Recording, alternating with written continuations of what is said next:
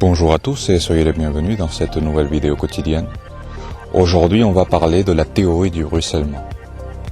Alors la première chose qu'il faut savoir par rapport à cette théorie du ruissellement, c'est que ce n'est pas une théorie construite par des économistes, travaillée, étudiée, non. C'est une théorie qui est aux frontières, aux limites du bullshit. On est aux limites du bullshit, on est aux limites du cirque médiatique, parce que c'est une théorie qui n'a pas de fondement solide, en réalité. Qui n'a pas de fondement solide. Mais il faut en parler parce que ça envahit les esprits. Ça a véritablement envahi les esprits, cette croyance qu'il faut donner de l'argent aux riches, qu'on ne peut pas imposer les riches parce que sinon ils vont partir, et ce sont les riches qui créent la richesse, ça c'est bien connu. Donc il faut en parler.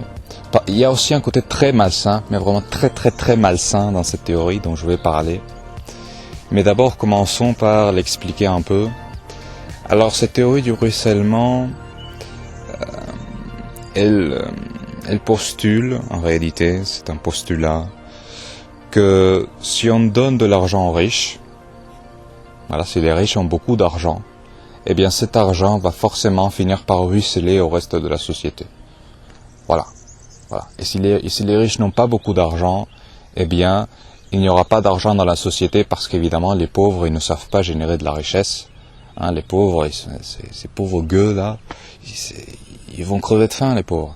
Il faut que les riches viennent pour créer de la richesse et cette richesse va ruisseler à la population. Voilà. Alors, quels sont les problèmes avec cette théorie? Un premier problème, c'est que les riches n'investissent pas forcément dans l'économie réelle. J'aime pas cette expression d'économie réelle, je pense qu'on devrait parler plutôt d'économie, tout simplement. Il n'y a pas d'économie fausse. On ne parle jamais d'économie fausse. Alors pourquoi on parle d'économie réelle? Non, il faut parler d'économie et de finances. Voilà, les riches investissent dans la finance. Pourquoi ils n'investissent pas forcément dans l'économie? Eh bien parce que ça rapporte plus. Parce que les bulles spéculatives, les trucs bullshit comme ça rapporte plus. Ce qui est facile avec les riches, avec les bourgeois en général, c'est qu'ils ont une pensée très binaire, si vous voulez. C'est profit, pas profit. Ce truc, moi gagner pognon. Ce truc, moi pas gagner pognon. Moi veux gagner pognon. Moi prendre pognon, si vous voulez. C'est très simple. Je caricature, mais vraiment à peine, quoi. C'est une caricature, mais on s'approche vraiment de la réalité, quoi. Enfin bref. Ensuite, le deuxième problème, c'est que ce ne sont pas les riches qui créent la richesse. Et ça, c'est un truc que je peux comprendre qu'on ne puisse pas l'admettre aujourd'hui. C'est-à-dire que si on vit dans un système capitaliste où il peut avoir des inégalités absolument effarantes, forcément, il faut assumer que c'est le riche qui crée la richesse. Parce que sinon, on ne s'en sort pas, si vous voulez. Si on commence à dire que ce sont les travailleurs qui créent la richesse, alors les gens vont se révolter. C'est évidemment, le système doit présenter les riches comme créant la richesse. Ça, je peux comprendre. Mais c'est pas la réalité. C'est juste pas la réalité. Ce sont les travailleurs qui créent en grande partie la richesse. Ce ne sont pas les riches. Bon. Ce sont les deux problèmes, c'est-à-dire que si on commence à taxer les riches et qu'ils partent, on va pouvoir continuer à créer de la richesse. C'est pas parce que les riches vont partir que les pauvres ne pourront pas travailler. Voilà. D'ailleurs, on pourra même mieux travailler sans les riches, d'une certaine façon. Enfin bref.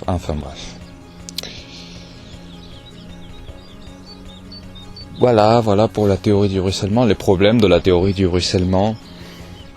Alors cette théorie, c'est une théorie néolibérale. Étonnant.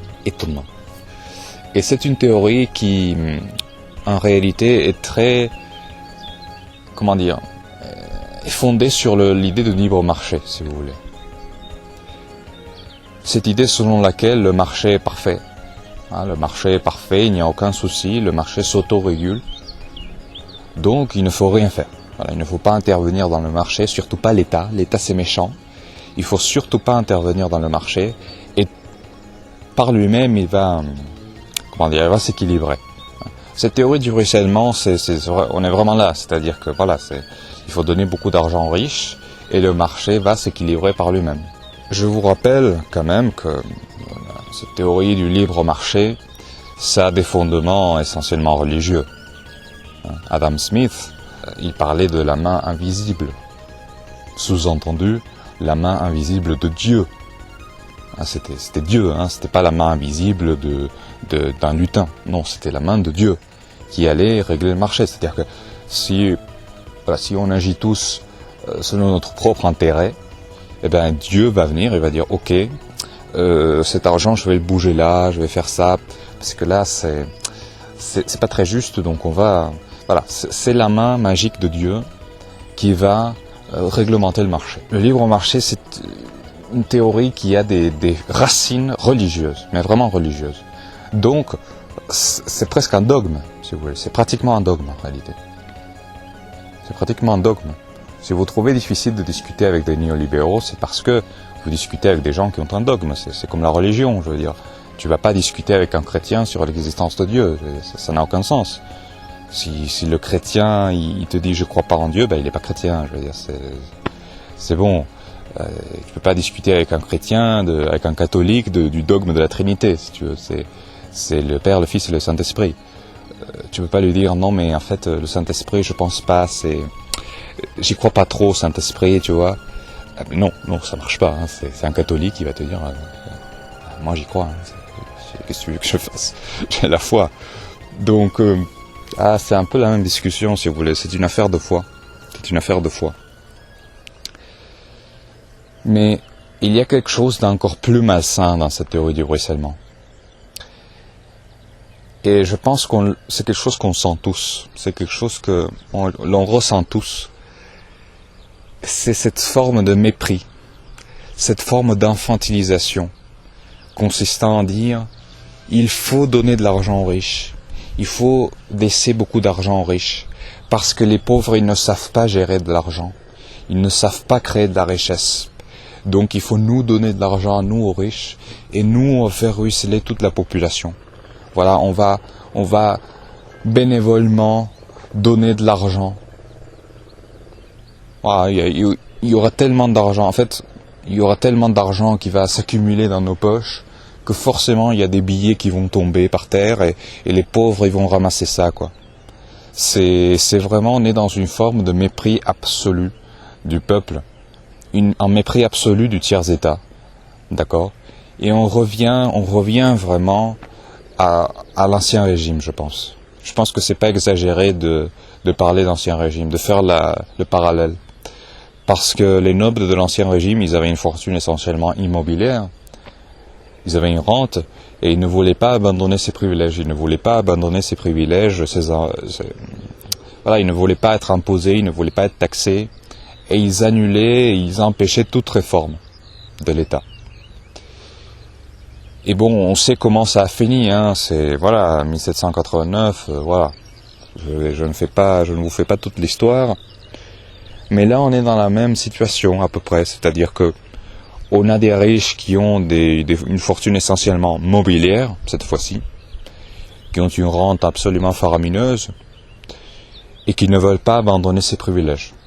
Voilà, ils ne veulent pas que l'on taxe davantage les valeurs mobilières, parce que c'est ça concrètement aujourd'hui, c'est l'enjeu, c'est la taxation des valeurs mobilières et notamment des actions. C'est pas l'impôt sur la fortune immobilière qui va... C'est complètement débile, ça, c'est vraiment de la propagande, ça. Aujourd'hui, la fortune est essentiellement mobilière.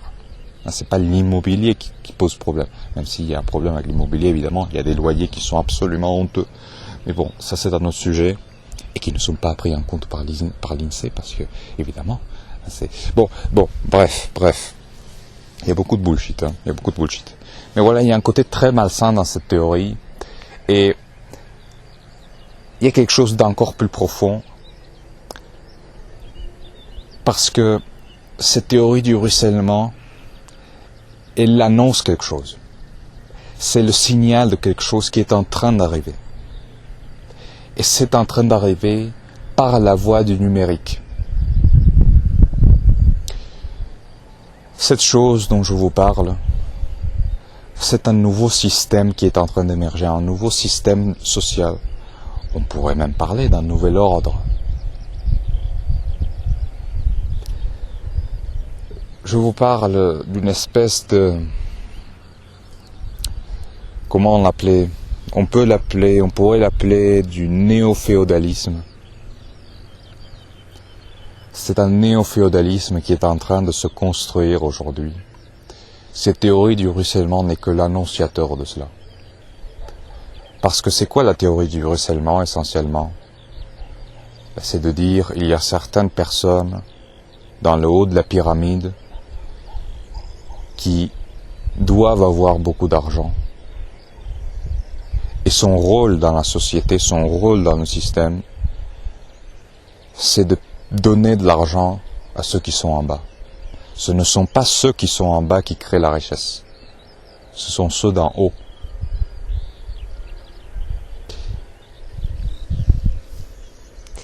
C'est-à-dire, on revient d'une certaine façon à un système de redistribution de la rente. Voilà, tout simplement, les riches vont redistribuer sa rente aux pauvres qui vont travailler dans des terres qui ne leur appartiennent pas. Comme le serf, si vous voulez. Comme le serf, il travaillait dans des terres qui ne leur appartenaient pas, il devait donner une partie de ses gains aux riches, aux nobles, aux seigneurs, et il pouvait garder une partie pour eux pour manger. Là, on est dans la même situation, je pense. On approche de la même situation. À travers le numérique. À travers le numérique. C'est-à-dire que on a des systèmes informatiques, des logiciels qui nous piquent nos données de façon permanente. Des logiciels qui ne nous appartiennent pas, évidemment. Et donc, on est à la fois le consommateur et le produit. Quand on va sur YouTube, on est à la fois le consommateur de vidéos, mais on est aussi le produit. Comme les serfs. Comme les serfs. Qui étaient eux-mêmes à la fois le produit, le consommateur, parce qu'ils consommaient la nourriture qu'ils produisaient de la terre, mais il était en même temps un produit. On est en train de créer ce système. On est en train de créer cet ordre. Et moi, ce qui me sidère, c'est qu'on t'appelle conspirationniste, on t'appelle de tout, mais c'est vraiment en train d'arriver en fait. C'est vraiment en train d'arriver. Alors comment éviter cela ? Comment éviter cela ? Eh bien, par le commun. Par le commun, tout simplement. Il faut créer par exemple des logiciels informatiques communs, qui appartiennent au commun. C'est pour ça, moi si vous voulez, je ne suis pas, je ne suis pas un étatiste de cœur. Je n'aime pas l'État parce que j'aime l'État. Moi dans le cœur, je suis plutôt anarchiste. Mais dans le cerveau, ici dans ma tête, je suis étatiste, pleinement. Parce que si on n'est pas étatiste, concrètement, pratiquement, qu'est-ce qui se passe ? C'est ce que je suis en train de vous décrire. La constitution d'un néo-féodalisme. Et franchement, j'ai pas envie de revenir à un néo-féodalisme, parce que c'est un système où c'est pratiquement impossible d'en sortir, en fait. Si tu es un serf, c'est pas possible. Tu ne peux pas tout d'un coup dire voilà je veux devenir riche et tu travailles beaucoup et tu t'en sors. Non, c'est pas comme ça que ça marche. C'est un système où tu es bloqué. Moi je veux pas un système où les gens soient bloqués toute sa vie. Voilà, c'est quand même fou de se dire qu'on est en train d'aborder des problématiques d'il y a plusieurs siècles, en fait, que nos ancêtres avaient déjà dû faire face. Voilà, ils s'étaient confrontés à ça auparavant. Et là, on revient à la même chose, si vous voulez. On est en train de revenir à la même chose, aux mêmes problématiques, aux mêmes... Voilà, l'histoire se répète à mon avis. C'est vraiment moi, j'y crois à ça. Je pense que l'histoire se répète.